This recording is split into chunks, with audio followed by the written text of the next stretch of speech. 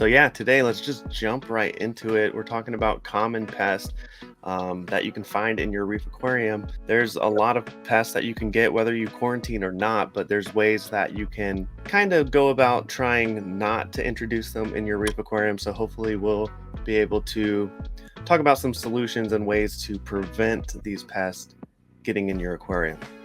For sure. So starting with the first one, asterina starfish. So, yeah, these guys, I've almost had them in every single tank I've ever kept, ever.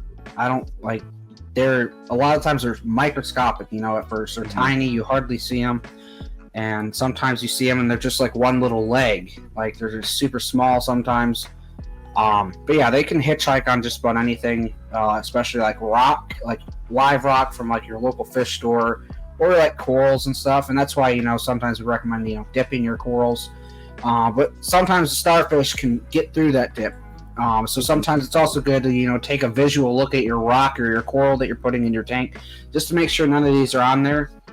And supposedly there's a few of these asterina starfish species that are like, not like bad, that they won't affect anything. But in my personal experience, if they're in the tank, like certain things are not happy, they're not looking the greatest, and I just know that they're definitely chewing on them. So yeah, the easiest way to kind of try to avoid these is just to be very vigilant and careful when you're putting stuff into your aquarium. Yeah, I mean, they are, I would say, probably the most common hitchhiker that you're going to get in the aquarium, and they can come in on anything. And so, yeah, like you were talking about, inspecting your corals, the coral plugs and everything is very important, especially if you don't want them in there. But in my experience, I've had these guys in every single aquarium that I've had, and the best way to get rid of them is to just physically remove them. Absolutely. And then, yeah, like you were talking about, there's some out there that aren't gonna bother anything, but most of the time, in my experience, I find them getting on like zoanthid corals. You find them just covering up the corals. Like they're not going to be good in the end, so you might as well get them out. And you can get a harlequin shrimp.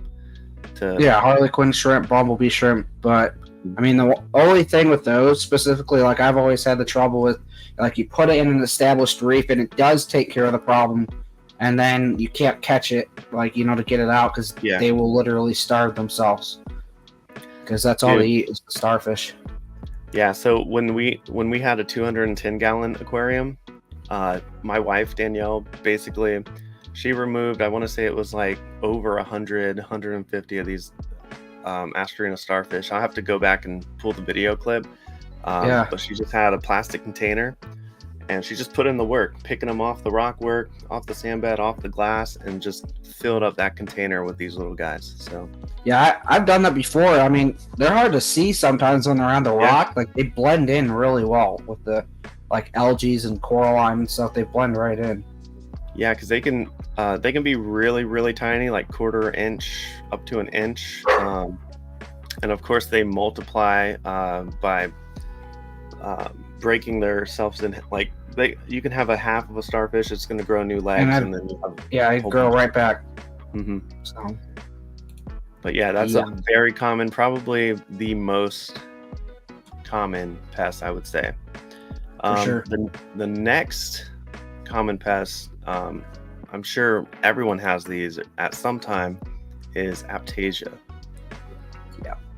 And aptasia anemones, once you see one, you likely have a dozen, and once you have a dozen, like it can get out of hand. I've been there with my tank.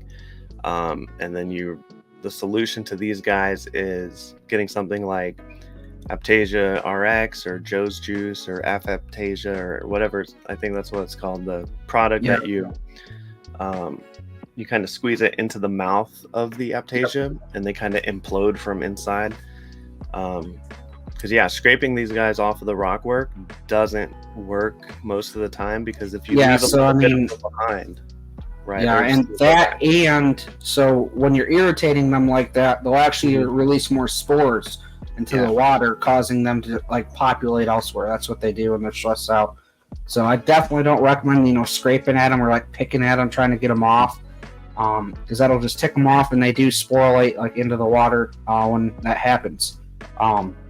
Yeah, like Joey said, there's multiple ways to get rid of these, and a lot of the products do quite well. The only problem is once you have so many of them, it's hard to actually get all of them taken care of, because like they constantly spread, and they're going to be in nooks and crannies where you can't really see them too. The only like other options, there's a couple different fish that eat them, like Molly Miller blunnies. I know are a good probably choice for most people, because copper bands and other butterflies that may eat them are definitely finicky eaters. But if you can find a copper band that's really fed at your local fish store, and like they feed it and it's feeding really good, that's always a good choice too if it's healthy. I mean, the biggest thing with the copper bands is getting them to eat in captivity, from my experience personally. So yeah, that's the only concern with the copper band butterfly. And now there is those Burgundy and nudibranchs, and they do a great job. My only concern with those is I always feel like if you put them in a bigger tank, they kind of just get lost. Like you just kind of slowly disappear, and you don't really see them. But I've also heard of people saying like I put them in my tank and they ate all the aptasia. They're populating like crazy. So there's just different experiences with those. But yeah, there's plenty of different options, to get rid of them. Don't panic, but when you start to see a few, definitely take action as quickly as you can. Yeah, for sure. And like we said, this is a common pest, so you don't have to freak out or go into panic mode like you're talking about. And peppermint shrimp can work as well. There's mixed feelings on that. Some people have luck with peppermint shrimp, some people don't. I find a combination of all these methods, and that's going to be the majority of the solution today, is a combination of things to take care of these pests. Yes. Because I've had plenty of success using Aptasia RX and getting in there and attacking each individual one. But then the ones that you don't see are the smaller ones that are like behind the rock work, something like a peppermint shrimp or a copper band. They're going to get in there and go to town. Do work on the ones that you can't see.